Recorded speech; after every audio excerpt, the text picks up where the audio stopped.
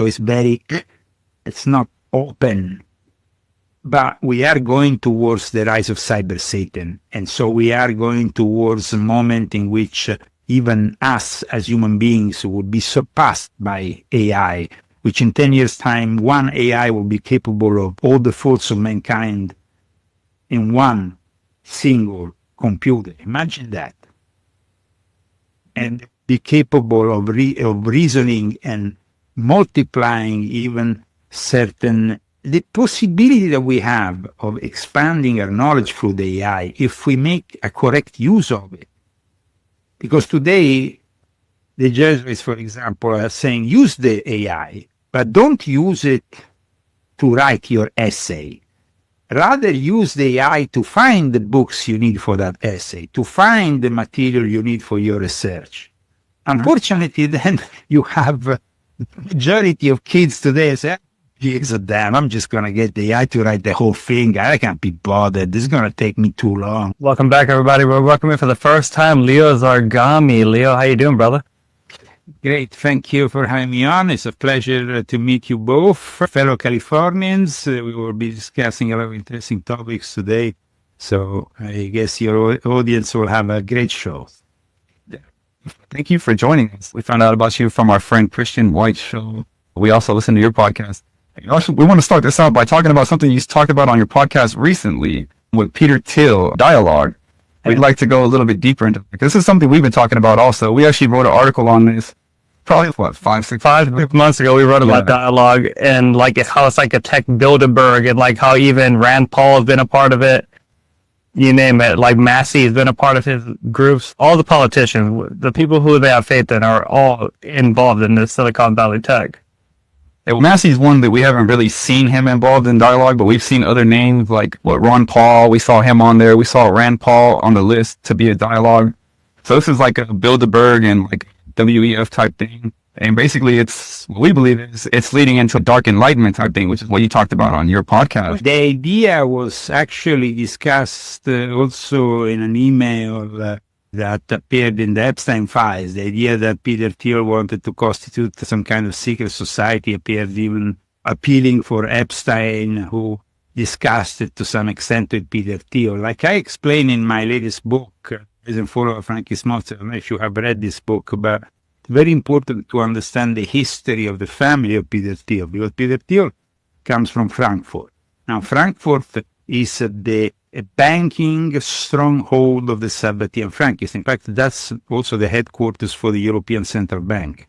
And it is there that Jacob Frank, who was this Jewish heretic who claimed to be the reincarnation of Shabbatai Zevi, he directed the future banking cartel of the Rothschilds and so on in his court, which was based in Offenbach, in the outskirts of Frankfurt. Peter Thiel's connection to somebody like Epstein, whose family has really not being discussed enough in the media. There should be a whole documentary of the History Channel about it. But I think that because they have been so influential, having a guy like Jeffrey Epstein was probably a black sheep of the family compared to their past. They come from a family who had a lot of influence in Poland. They established the first private banking business in the Austro-Hungaric Empire. They came to become in charge of the national bank. The Epstein family has even an important building in the center of Vienna to this day called the Epstein Palace. So while we usually hear, even Epstein himself, when he gave the interview to Steve Bannon, not really revealing that. Steve Bannon, how did the schmuck like you from Brooklyn get to become a member of the Trilateral Commission? It's unthinkable if you're not in a bloodline to do what he has done. And so to actually then finally have this confirmation within the emails, especially the ones he exchanged with people like Ariane de Rothschild, for example, or other. There is the one with Ariane de Rothschild that is particularly revealing because he clearly says, we are from the banking family that made that Epstein Palace. We, the Gutmans, also helped a young Adolf Hitler when he was simply an artist. And these references, though, are constant in the Epstein saga. Fixation with bloodline, with social status and even DNA. This is a guy who ordered a bunch of DNA kits to just have them available all the time. He was conscious of the fact that power is restricted to certain families. And so he became even the guy who 10 years ago got the two fighting branches of the Rothschild to come back together and make peace.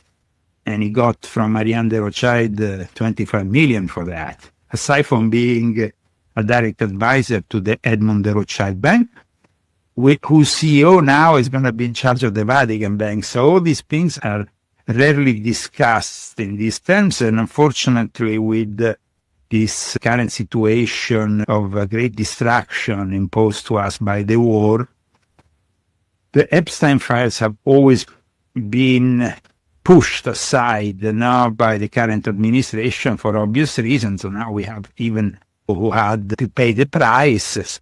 I speak here that the whole thing with her saying, I have the risk on the it was a great deception that was played, unfortunately, on the American people. In regards to Epstein and the Sabbatean Frankists, the Asiatic Brethren had a very interesting group. I don't know if you ever heard of them. Asiatic League, yeah.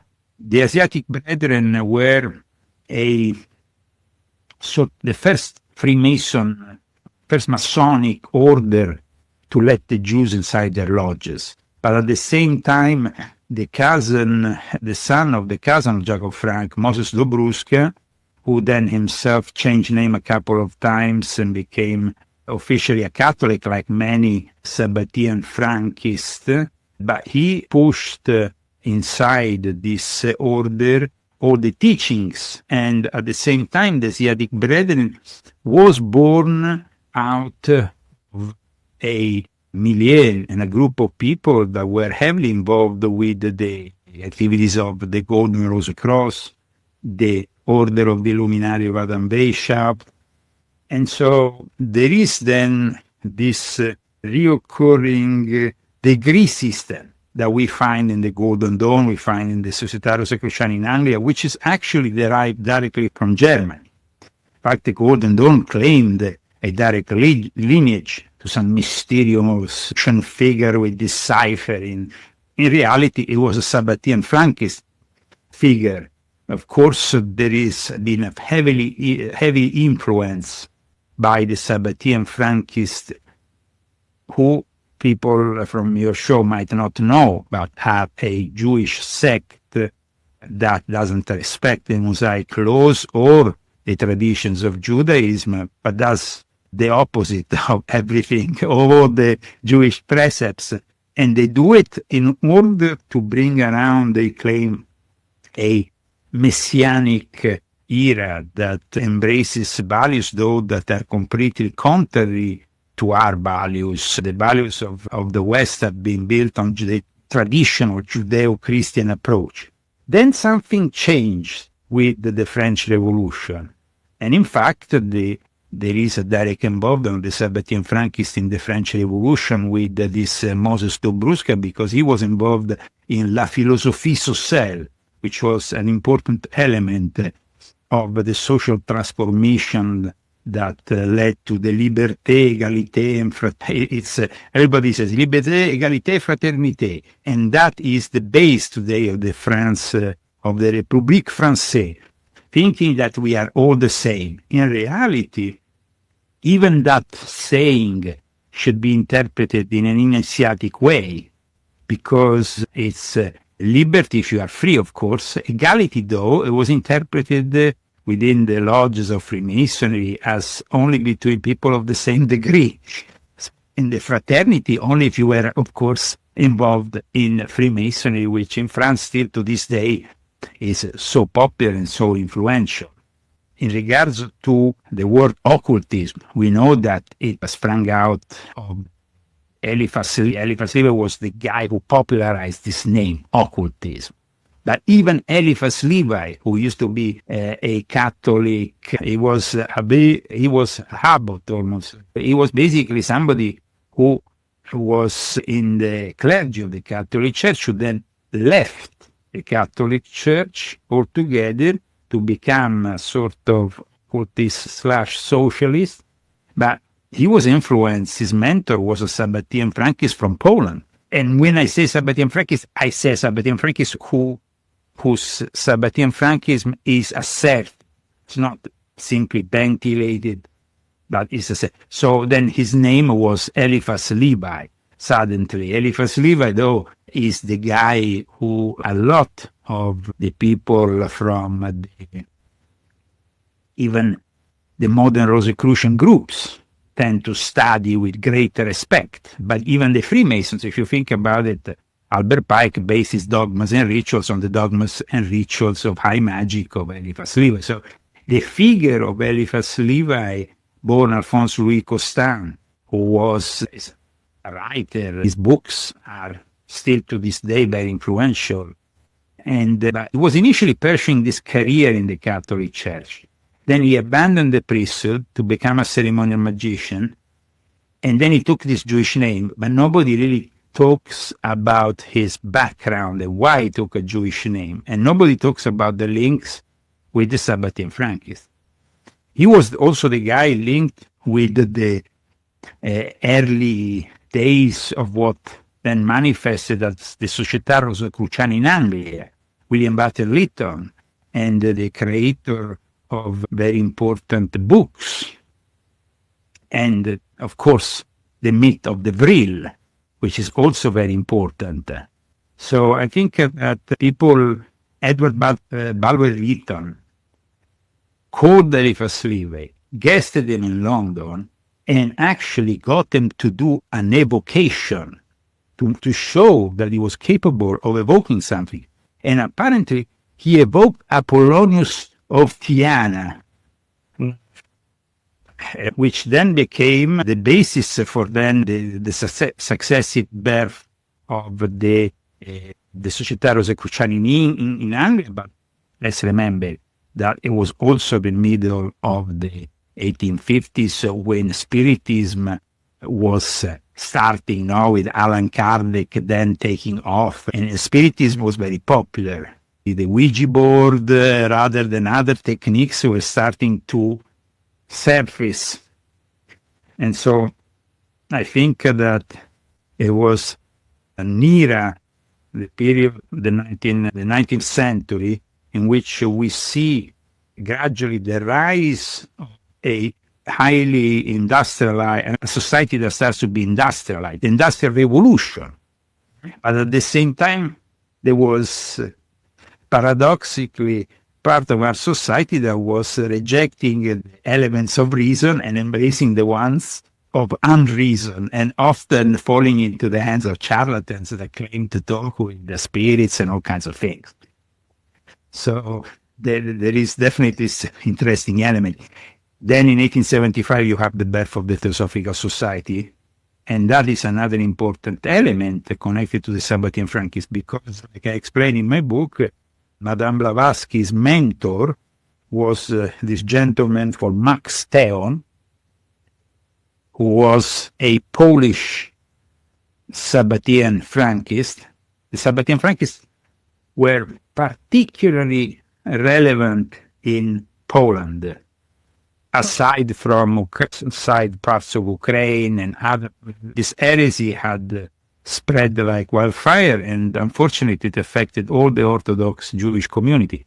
To this day, the effect of their revolution, when people didn't really embrace their religion, they still managed to push for the secularization of Judaism and became part of what is known as the Jewish Enlightenment, which also, in a way, pushed towards what we have today in Judaism, which is 80% of Judaism embraces Reform Judaism, progressive Judaism, which is a wishy-washy version of the Mosaic laws, let's say.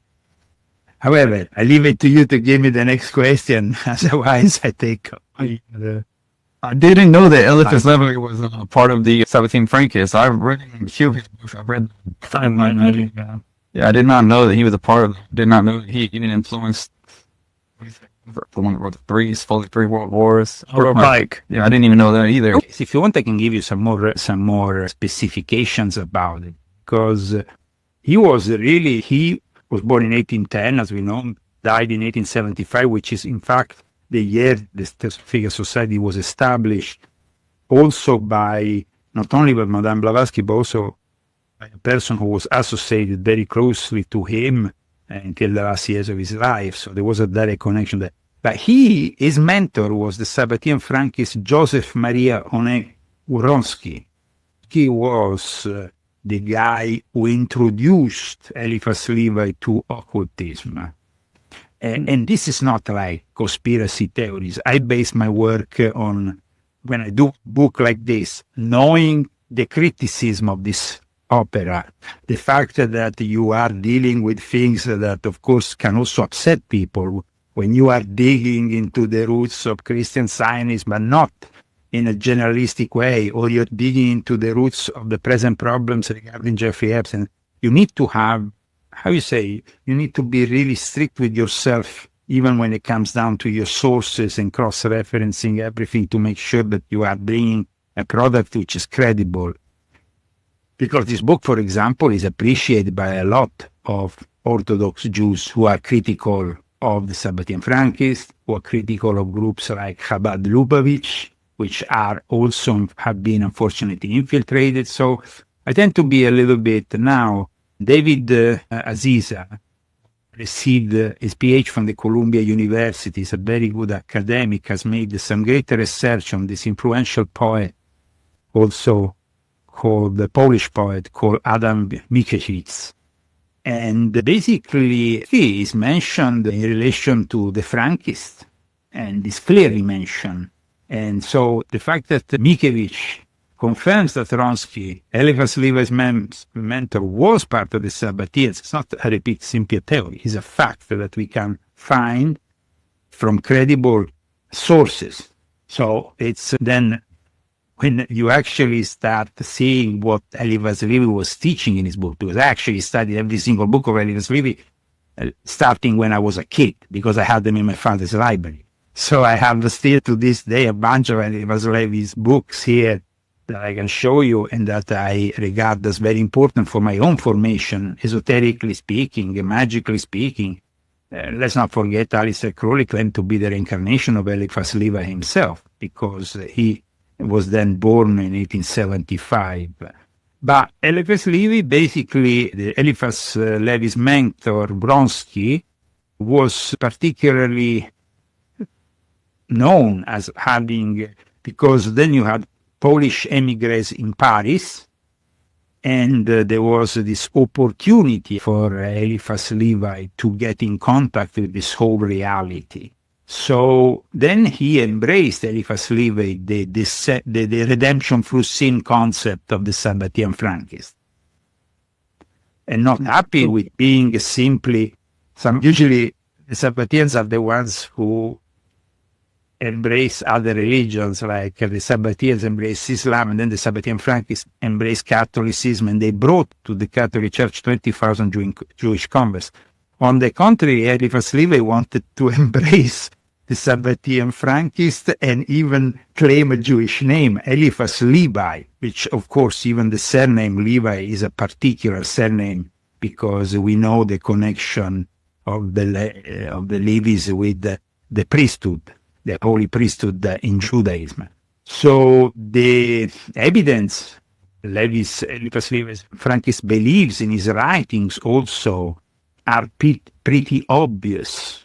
The fact that I have discussed them extensively in my book, so if you are interested, of course, in going deeper into this, we can discuss it, but fundamentally, the metaphysical principles that Levi was pushing, even the Kabbalistic principle he was pushing. Yeah.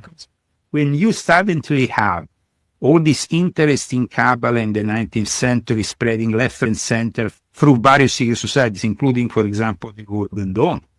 But it can be, like we said, the Asiatic Brethren was apparently directly linked to the birth of the Golden Dawn, but it was actually directly linked also to the birth of the Ordo Templi Orientis, which then, of course, then recognized Aleister Crowley as a high initiate, and then Crowley in the 1920s took over the OTO. It wasn't his creature to start with, though today the Ordo Templi Orientis here in California times claims the contrary, but because they were in the 70s, what happened was that for the first time here in California, in Berkeley, they created a Grand Lodge of the OTO. And it had never been done in that way, in that formal way, especially since there was various national representatives at the time of Crowley, but they were all more or less had been recruited within the Theosophical milieu, because that was the prevailing organization of the time, Theosophy, especially because Theosophy went hand in hand with the expansion and power of the British Empire that, of course, after the Second World War collapsed. And today we have here in California the leftovers of the New Age experiment that started in Switzerland and then developed here in California. People like Aldous Huxley then moved, of course, here in America, and they were very important, not only for, but let's not forget, Aldous Huxley was initiated by Crowley into the Golden Dawn in Berlin, initiated into the use of certain drugs. He opened his doors of perception before he even wrote the doors of perceptions. And so it's all interconnected if you think about it. Now then you have Jim Morris with his father who had a military background, then him, the doors, based on the doors of perception. But let's not forget, in volume 11 of my Confessions, which is a book I dedicate to mind control, and let's not forget that Huxley had a role in MK Ultra. MK Ultra was something that for 20 years, 50, it existed with other names before 1953, but ultimately when it was formalized as MK Ultra from 1953 to 1973, it was here in California, especially Northern California, San Francisco, but also in Southern California at times, these experiments were taking place. Experiments that, of course, we have also all the MK Ultra experiments done in Canada, which probably were the ones that they couldn't conduct here because they always have to have plausible deniability, the government, when they conduct this kind of operations. Anyway, the fact that mind control and magic go hand in hand, or that mind control goes hand in hand also with sectarian activities, because let's not forget that when you join certain groups and you get initiated, at times that initiation is a form of mental coercion and manipulation. Aside from the magical element, they can tell you, I'm opening this chakra, this other chakra with this initiation, or you are simply going to a lodge of Freemasons and they tell you, you go through this degree, and it's simply, you go through the motions, and the Freemasons at times don't even know what they're doing when they're doing that initiation. Most Freemasons, and even their worshipful master or the people in the lodges, don't know that doing that ritual in that specific way, going around the lodge in a specific way rather than the other way, is all part of an esoteric teachings, which also has inevitably an alchemical or magical background. So I'm reading this book right now it's called The Reader, Pascal Beverly Randall. Sure. Another guy which I've cited because in my book, and there is a specific reason for that, because he's the guy who brought sexual magic here to the United States. Okay. No, yeah. In a way, there is two organizations that really inspired the birth of the OTO. One is the Asiatic Brethren, which is formally known in the foundation documents of the OTO as the Asiatic Brethren. But then you have also another group, the Frater Lucis. You have basically this reoccurring theme that brings us to the fact that, of course, Pascal Beverly Randolph connected also with Abraham Lincoln with the Spiritism, even in the White House, who was a guy who had a great influence. Aside from his magical potion and hashish smoking and all the rest. But Pascal Beverly Randolph creates the first Rosicrucian order here in America, formally. I'm not saying that Rosicrucian probably didn't exist before that, because obviously Rosicrucian is much older. But the first order to be founded with Pascal Beverly Randolph, aside from which today, the thing is that today there is those who embrace the sexual magic of Beverly Randolph and those who completely put aside the sexual magical element behind Pascal Beverly Randolph. Pascal Beverly Randolph, who himself wasn't a white man, by the way, as we all know. So this element, another race element, but also the element of magic that brings us back to the roots of animism, Africa, that then goes filtering through Santo Domingo, through Haiti, and then mixes with Freemasonry. It's like a cocktail, and you shake it all up, and then you bring it back here.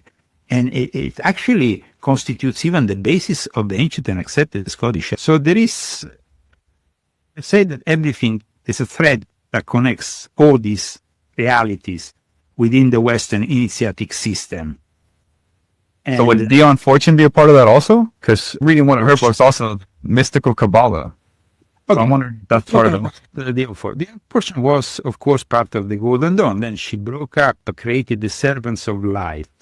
She is definitely somebody who's very knowledgeable, especially appreciate her attempt to formalize and define and create a manual for psychic self-defense, which is really an important element when you are within this milieu of magicians, esoteric people, is that you will inevitably cross the path with somebody who dislikes you, and you will inevitably fall in some kind of magical war.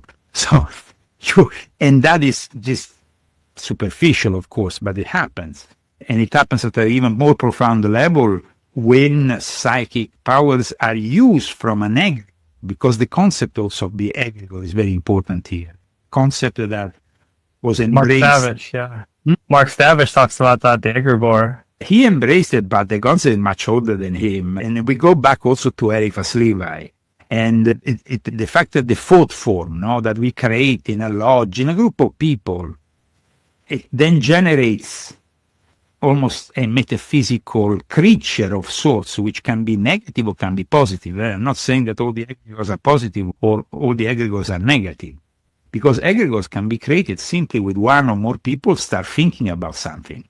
An egregor can be unconsciously created even in a concert when you are watching, I don't know, an artist on stage and everybody's unified by singing the same song and dancing to the same rhythm, even in a club. So it's very important to understand that. The egregor concept is very important for Freemasonry, as we all know, but it's very important for all those people who like Helena Blavatsky and many others. Rudolf Steiner, for example, who then created his own anthroposophical thing. He came out of the theosophical milieu disgusted about what he was seeing, especially when Crowley then took hold of the Egyptian rites, because through John Yarker, who was this guy who was doing a lot of French Freemasonry activity. And apparently he then rejected theosophy to then embrace his own thing, because he thought, first of all, that a Rosicrucian ideal was a Western ideal that couldn't be mixed too much with all those Asian or Indian, Hindu, Buddhist or whatever things that coming from the East through the theosophical societies were not always compatible with the Christianity, let's say. That was the idea, I think, that mostly moved Steiner's idealism and distancing, because he was influenced mostly by what we can define as Christian Gnosticism. Okay? Now, the problem here, I think, in what we can, in all this situation of spiritual science, was that within Freemasonry and the Illuminati, they were always pushing this belief that real Christianity wasn't what we really have, but the real Christianity is the one that we find in the Gnostic writings, or maybe in other teachings. The essence, they are not Gnostics. When there is a bit of confusion with the essence, because they always ascribed it. Even Madame Blavatsky wanted to put them all in one big, let's put the essence, the mythical, legendary teachers of Jesus, who apparently, after Good Friday, what we now call Good Friday, went there and revived him and then brought him elsewhere, like some say to India or Kashmir, where apparently there is a burial ground. And this whole thing goes back to the Theosophical Society. The Theosophical Society, I think, was really the most revolutionary organization, intellectually speaking, because without it, we will not have most of modern esotericism, and most of the organizations, even the Rosicrucian organizations that sprang out, that came out, and I'm not only talking about Amor, which necessarily, we all know the history of Amor comes from the roots that are in France, and they are connected directly with Count Cagliostro. Count Cagliostro himself was connected to Comte Saint-Germain. We're talking about the whole system that was brought back to America by Spencer Lewis was a system which of course embraced Gnosticism. But I'm not stating that Gnosticism is necessarily all evil, but definitely if we want to, like I explain in volume 9 of my Confessions, in particular, a whole study of how, because Gnosticism as we know it today is not necessarily Gnosticism as we had 2,000 years ago.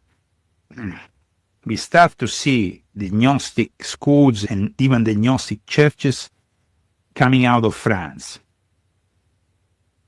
But they came out of thin air most of the times without having a real certified lineage. They claimed with a guy called Doniel, who was a guy who went to become a priest, but he was too horny and he couldn't become a Jesuit, so he got to become instead the librarian of the Grand Orient of France, or something like that. But in any case, all these Gnostic lineages that then they all claim, these people in the earlier 20th century, they came from some kind of spiritism, sciences with the Bogomil bishops rather than dictators or some other mythological, legendary, heretic group. But they didn't have some survivors of those schools that will, because if we had to find some survivors of those schools, maybe we could find some leftovers of the Manichaeans or something in the Middle East, but we can't say that we had, because the fathers of the church, like Irenaeus and others, they were very heavy on the Gnostics.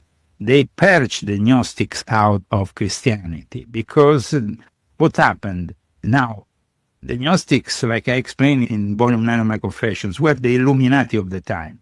And they did also some wrong things against Jesus himself, because they wanted to use the popularity of Christianity at one point, mixing it with their own esoteric teachings and occult teachings that backdated Christianity, because Gnosticism goes all the way to Babylon. It goes all the way to the ancient traditions that we find in Persia, as well as in Babylon, which was Iraq. Persia, of course, no, was Iran. And these are the ancient, the legacy of the ancient civilizations that filters in cities like or other important bases for the knowledge that was preserved somehow.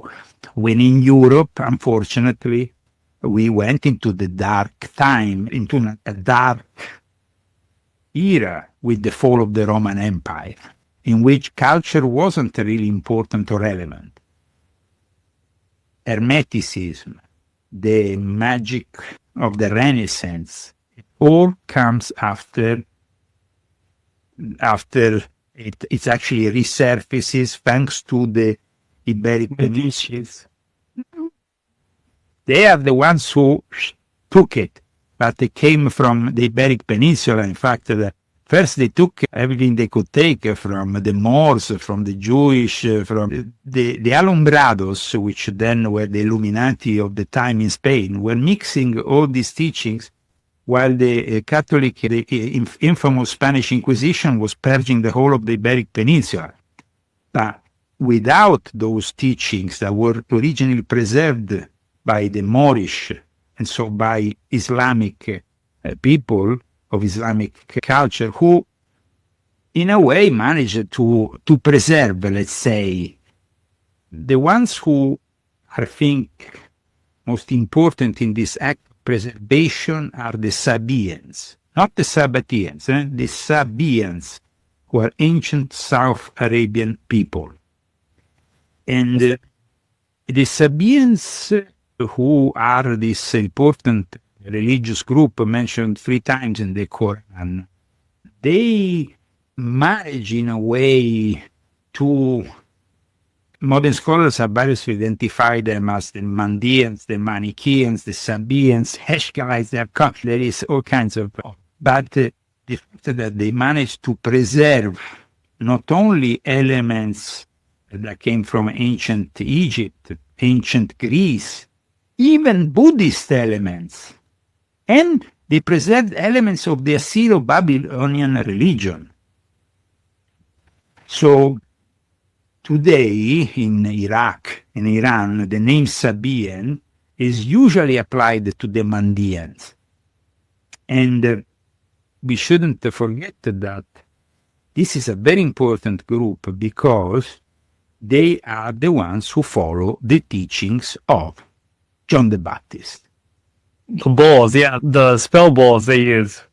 But link is very important here because remember, they're not following Jesus, they're not following the Ancient Testament, they're following a specific figure, which we know by what we have read in the New Testament was served on the plate. It was served on the plate. So he baptizes Jesus. Okay? Some say he was even linked to the essence.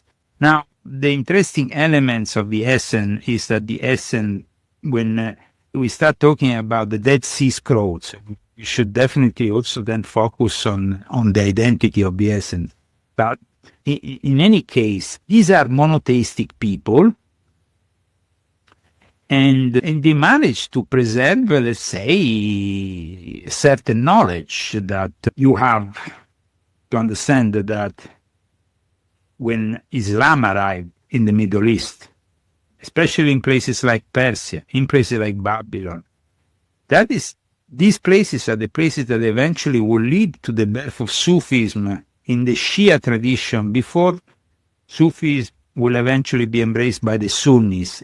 It became essential for the Shia, who were a minority, born out of the first schism of the Rashidun Caliphs, because the fourth Rashidun Caliph was Ali, who married the cousin of Muhammad. But then, at that point, Muhammad had died. Ali was one of his greatest warriors. And then all this led to what is known as the Battle of the Camel. And then that led to this schism. But they were a minority. So to preserve this minority, they went in secrecy. At times, let's say that the Sufism became that secret society which started to preserve within Islam elements of different traditions. Because Sufism is not only Islam. Sufism is Islam plus all the other traditions that they were trying to preserve from ancient times. They're in Russia too. The Sufis, they're in Chechen. You mean Checheni? Yeah, Chechnya. In fact, you're very with that. In fact, now, since yesterday, The Chechens and their special and Kadyrov have offered their militias to go and protect Tehran from the Americans. So they will send their special units, and they are pretty fierce. Because they are Islamic, they were now sent yesterday to Tehran. And the Eighth Crusades, the Muslims did. Well, honestly, I think the Quran is probably one of the most beautiful books I've ever read. Like, I personally love the Quran, and I think the Islamic faith is pretty fascinating. Like Christianity. I tell you, it's a book which was actually appreciated very much by the Muslims, though I was very critical of certain things. They actually found it very correct, because all my criticism was moved by a deep knowledge of my own personal knowledge of the Quran, but also of all the studies I conducted in the Middle East personally myself. This is volume 10 of my Confessions. I highly suggest you read this: Islamic, Freemasonry, and the Secret Societies Behind Eternal Conflict in the Middle East. It is a very important book because it explains the origins of the Order of the Assassins within Shia Islam, how the Order of the Assassins became the mercenaries of the Templars because they were fighting Sunni Islam and Saladin, and so they needed assassins who would brutally kill people that officially the church couldn't go and assassin. So then they used the Assassins. But the Assassins came from a schism, which then gave birth also to another incredible religion, the Druze, which are also very important. In the symbolic journey of Christian Rosenkreuz, then you are acquainted with all this. It's symbolic, okay? But everything we have said until now regarding the Iberic Peninsula, the teachings that were maintained there, the fact that then in the Middle East you find certain teachings, that it's all symbolically present in the allegoric, let's say, because I see Christian as an allegory rather than a real person. It can be interpreted simply as CR, Christian is Christ resurrected. It's not like you have to be a genius to understand that. CR or RC, the resurrected Christ. It's pretty understandable under these terms, don't you think? We agree. We think it's all just symbolism, most of the spiritual texts. And you can get into the Torah. It talks about a lot of symbolism and a lot of trauma, because the Persian immortals were like these giants, and they helped invade what was considered Judea from the tribe of, who was in charge back then? Judah? Yeah. So the immortals invaded, and they were huge people. They were what the Nephilim were. And in Christianity, Jesus performed a lot of magic, and he was trained under John the Baptist. Let's make a little bit. Let's go back to where we were, and then we can go to Jesus and the magic element, which at times it's a little bit, I think, overestimated, in the sense that when you're talking about Jesus doing magic, it's a little bit like saying Moses did magic. We are talking about another level, which can't be. You see, when Moses astonished the magicians in the Pharaoh court, they were so astonished by what he did that in the end, some of them who were not Jews followed him. And the Erev Rav, which I discussed also in my books, because before the Zabadian Frankis, you have the Erev Rav. And Isaac Luria, the founder of Lurianic Kabbalah, said that in every generation you have 72 reincarnated Erev Rav within Judaism. So that is a statement that was made by him, not by me. This is an exclusive image which I have. Nobody has ever seen this image, but this is the Baphomet of the Knights Templars. Is Mohammed on a cross. It was found in a Templar church in the south of Turkey. It was never showed. It was actually photographed and put, it was given the photo to me by a head of the Sufi Gerai Helveti, who Gabriele Mandelkam is no longer alive. Unfortunately, the late Gabriele Mandelkam was a very good friend of mine. And he published this on the guy, very well known, Gabriele Mandelkam, at a worldwide level, was an authority on Islam. He was, by the way, Jewish also, as well as Muslim. And in Turkey, he was the head of the Girardelli.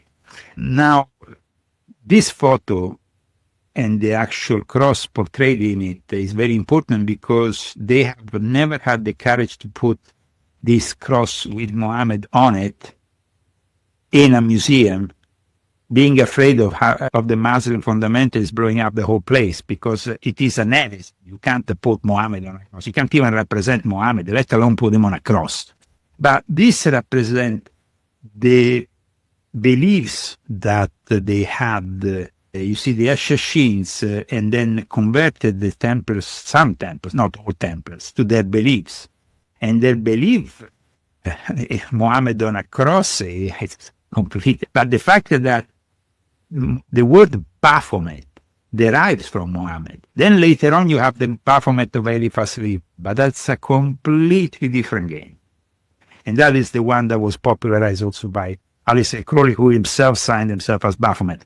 But if historically we want to be accurate, the actual word Baphomet derives from Muhammad and from this cross that is never been showed publicly, and that for the first time I showed in my book. And wow, that's crazy. Yeah, no, but the thing is, I actually had a sheikh. You can go on YouTube and find the review of my book by a sheikh who couldn't find an error in my book, because I went through all the surahs and everything with such a methodical level. My wife, when she does the editing of my book, she was like, "Jeez, man, this." Like, when I was writing this book, I was deeply immersed in it, because I knew that you write one thing wrong in Islam, everybody will be at your throat. It wasn't the case. And I was pretty critical of the Sufis, because I depicted all the corruptions within various Sufi orders for the last 1,000 years. So it was pretty harsh on certain Sufi groups to learn about certain things.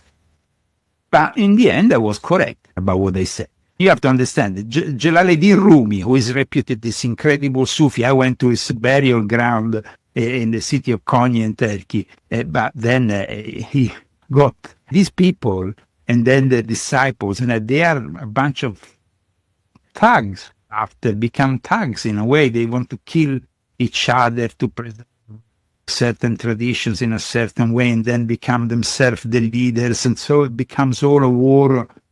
That is not only a war of words in that case.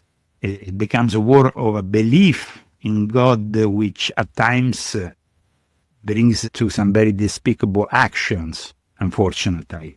Even within the Sufis who are claiming all love, and today the Sufis are portrayed like all love and light, very much embraced by the New Age movement, so on. So people are like, it's not all love and light, let's say, even within Sufism. Do you believe in Akashic records? Do you believe you can access your Akashic records? Have you ever tried that or done that? Akashic records, achieving something that they claim exists in this Akashic record. I tell you, I had a lot of important experiences, especially when I conducted the Magic of Abramelin the Mage, which is a very profound grimoire, which ritual lasts for 6 months. And then you are capable eventually of acceding to knowledge which is out of this world. And aside from being able to dominate these demons, though, before you can ascend to the conversation with what Crowley called the Holy Guardian Angel. I think that the problem with the Akashic records is that we have the wrong perception of time. The time is our own creation, is relative to the god Kronos, Saturn. And so if we put aside time, what are really the Akashic records?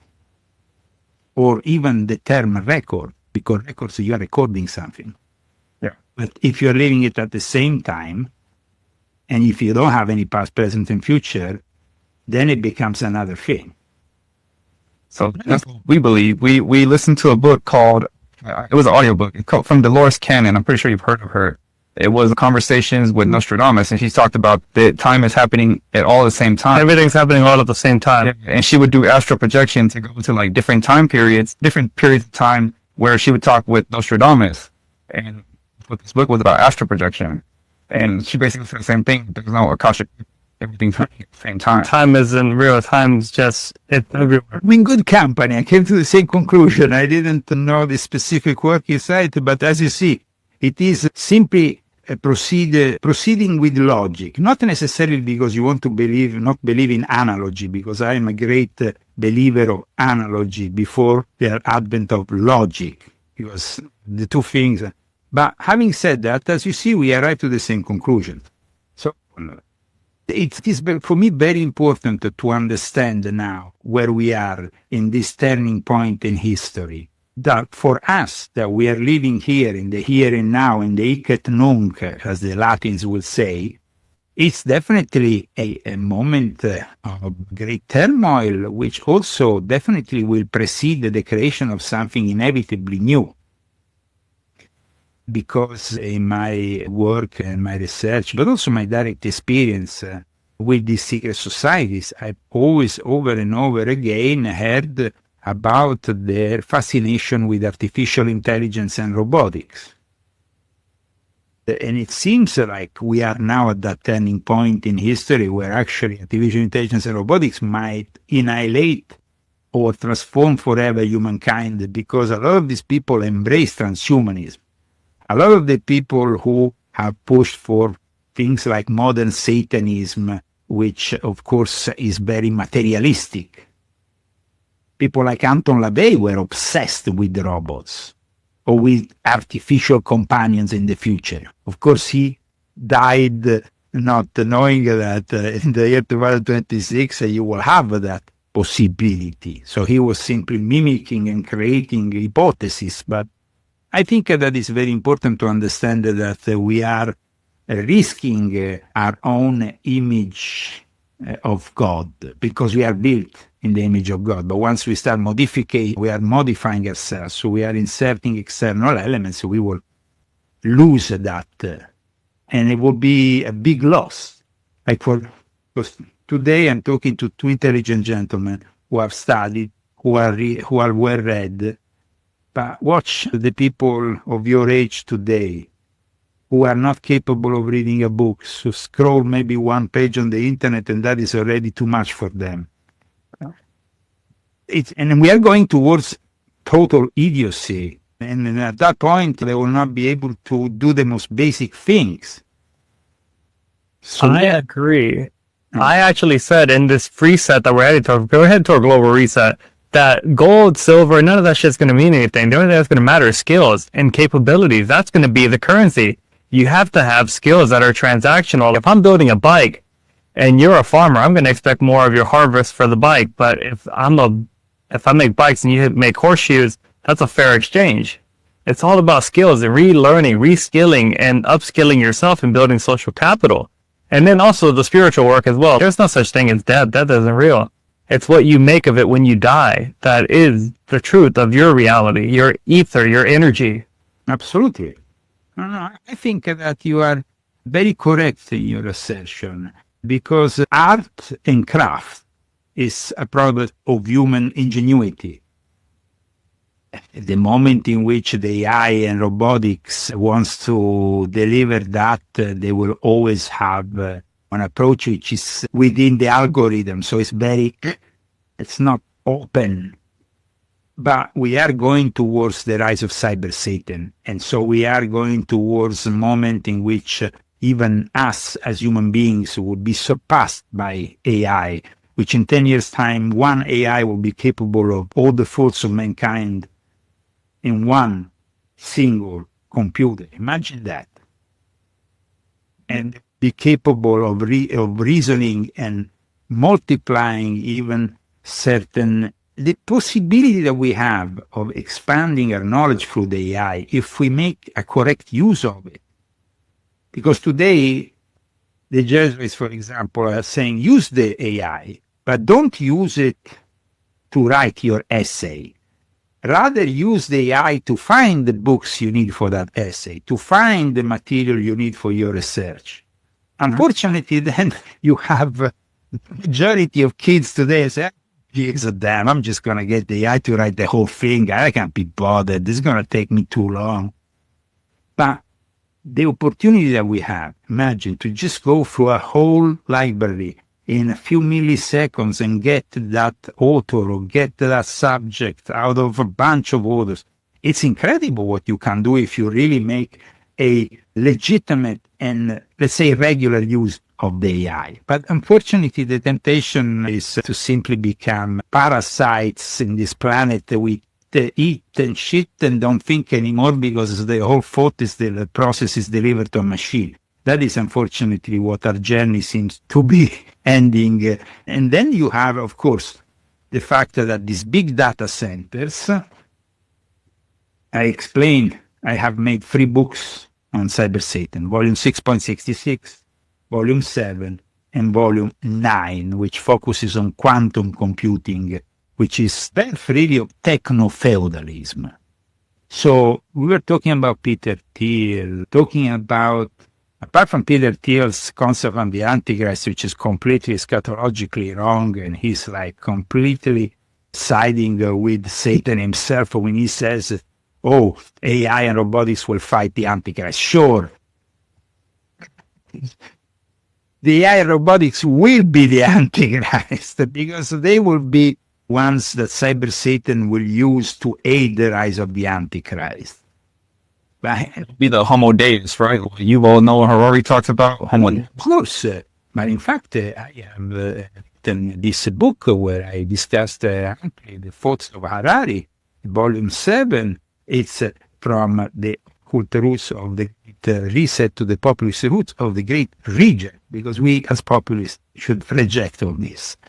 And now, when you study this book and you understand that we are close to the manifestation of Ahriman, which, of course, for those who know what Ahriman is the manifestation of this demonic force, end times, which is, of course, comes from the Zoroastrian tradition, filters through Rudolf Steiner. And Steiner did some positive things, but Ahriman, which is then is, if you can see it, Yeah, I can see it. Going back to people like Steiner and others, I think that the problem is that here within the Western initiatic system, the approach that we have today is the Gnostic approach. And the Gnostic approach is wrong for one reason. Knowledge for an elite, not for everybody. Yeah. The truth is that Jesus wanted his knowledge for everybody, so the truth should set us free. Not that the truth becomes like in those, because I was for many years when I was involved in various groups, even in the Gnostic Church in Norway, which at the time was a very interesting experience for me. But it was an elite. There were people who had an elitarian vision of things. We invite only our crowd, we know it better, and we don't throw pearls to the pigs. I can imagine that in certain cases throwing pearls to the pigs, as Jesus himself reminded us, is the wrong thing to do. But it's also the wrong thing to do to think that you and your friends can have an exclusivity on some kind of knowledge and the rest of the people shouldn't see made able to see that knowledge, to lift that veil, if we want to say it in initiatic terms, the veil of Isis. Lift the veil, but lift it for everybody in the end times. Don't lift it only for certain people. Yeah, and that makes me think of like Elon Musk's grandfather with Technocracy Inc. and like why Elon's so involved in all this stuff. And Manly P. Hall said, once you understand that esotericism, the veil is lifted. And that makes me think, all of this makes me think of the Orphic hymns. Like, those Orphic hymns tell the story of what life is and what the knowledge of life is through the tales of Orpheus in his songs. But most people have never learned these songs, nor do they know the hymns of Orpheus and what happened throughout that story. And essentially, it's just about creation, that we're here to create and make the world a better place. Through music, through sound, through art, through making love. And we discussed Christian Rosenkreuz, and legendary figure that eventually appears with the Farmer Fraternity, with all the various Rosicrucian manifests which are spread across Europe in the early 17th century.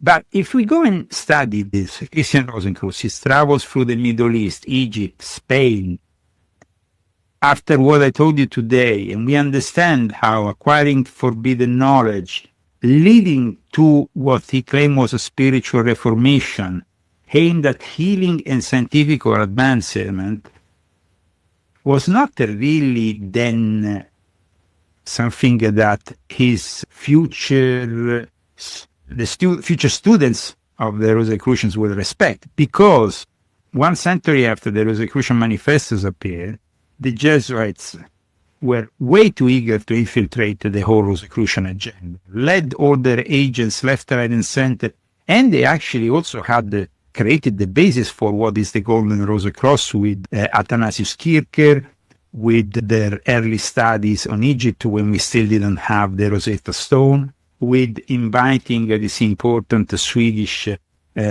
queen to leave the Protestant faith and to embrace the Catholic faith, and then creating in Rome these circles of initiates. And all this eventually led to a infiltration of maybe something that could have produced something better. The ideas, for example, of an early Rosicrucian mind like Sir Francis Bacon led to some very interesting publications, and that the New Atlantis inspired. It's about understanding that we are traveling and learning through all these various Eastern and Western philosophies that communicate to us things that we need to understand, though, are filled also with dark and wrongful practices that if we pick up and start practicing, like, for example, Isaac Crowley, he went to the dark side. He was like, whoa. He claimed they wanted to work for the Rosicrucians or for the Illuminati, whatever, but he was actually really, he went in the dark side. And I think that even the Illuminati of Adam Weishaupt, because they left the esoteric, they wanted to fight the Rosicrucian element that was getting polluted maybe by too much Jesuitry. That's okay. But then they abandoned the esoteric and embraced the idea that they could use the esoteric to then, of course, create a secret society with political aspirations, with aspirations that have nothing to do with perfectioning yourself or with mystery schools tradition, but rather with power and control. And in fact, then after, even if the Illuminati, as the order of the Illuminati lasted very short time, then we have a bunch of other secret societies that come after, inspired by the work of Adam Weishaupt, and they unfortunately were also involved with that dangerous ideology, which is communism, because communism is a dangerous ideology that doesn't respect the kingdom of nature and the rationality of it. And it's a perversion for me. I know that I might seem extreme saying these things, but that's how it is. However, communism itself was experimented by the early Gnostic sects. So here we go back to the fact that early Gnosticism, yes, also before we are at the end of our interview, but the question you made me about Jesus practicing magic, okay. There is certain Gnostic texts that are claimed to be linked to Jesus, which of course are magical in nature. But to imagine Jesus starting a ritual and evoking this or that, or invoking, remember there's always a difference between evoking and invoking, two things to do differently. We say it, of course, for the people who are watching us. It's ridiculous, because the real master acquired this knowledge. Like I remember in the Middle East, one guy who started to talk Aramaic who started to have a lot of knowledge, who started to read every single book of magic, and then what he did, he banned everything by the age of 10 so he could free himself from that burden, and only at that point embrace fully God without his intermediary aspects. So that's what I want to leave you with today.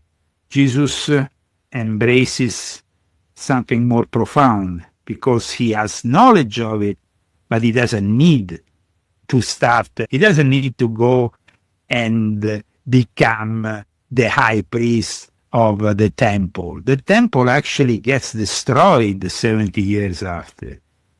The temple gets destroyed. The temple is still a matter, a contentious matter to this day, unfortunately. The second temple is destroyed, and unfortunately, they have those who want to rebuild the temple. I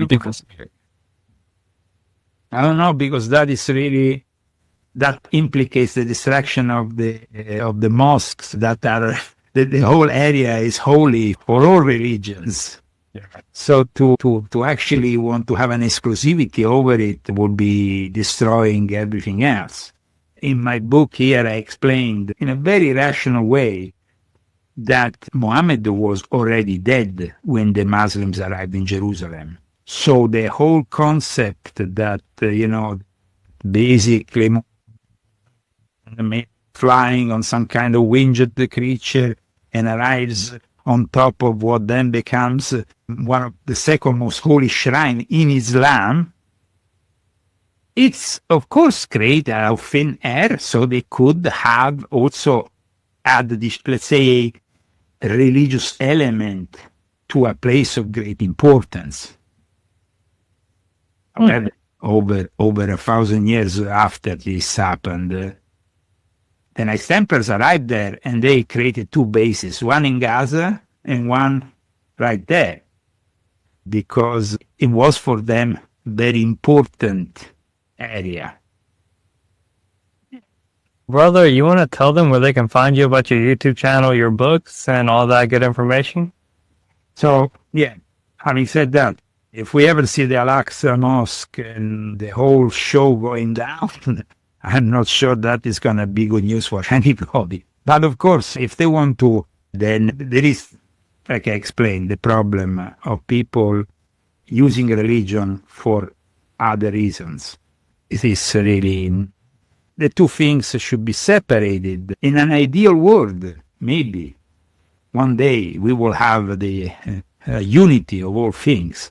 At the moment, to actually say my religion is better than yours is always a matter of conflict. And to even go and destroy, or like the other day for a brief period of time, Cardinal Pizzaballa couldn't go to the Holy Sepulchre.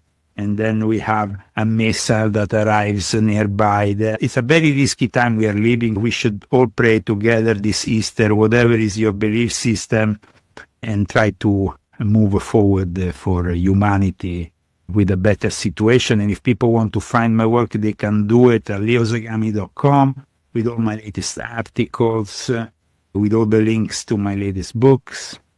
And I hope that we can hook up in the future for another interesting chat with you, gentlemen. It'd be a pleasure, brother. Thank you so much. Thank you for your time, and it's been a lot of fun. Looking forward to the next one. Yep. Thank you, guys. Bless you. Take care. We'd like to give a big thanks to Leo and for everyone tuning in today. We are so grateful for the chance to share our passion and knowledge with you. The world tour, and we excited to bring new content to you that hopefully helps you make sense of the market and maybe even conquer them. This was not a financial podcast. It was an esoteric podcast. We hope you guys enjoyed it. We hope you guys are learning from the spirituality aspect of this podcast also, along with markets and all that talk. You can find us on Spotify, on Substack, Apple Podcasts, on Amazon. You can also find us on Amazon.com with the books. We have our Sovereignty of Nations, the Divided States of America, and the Pig of Monte Cristo. Check them out. Leave us a review if you guys like them. Tell us what you guys think about it. Check out Leo Zagami's work, leozagami.com. He has a YouTube channel. Check that out. check out his books. We're gonna buy some of his books and start listening to them on audiobook as well. So check that out. Support his work. Christian White did some interviews with him. Check that out too.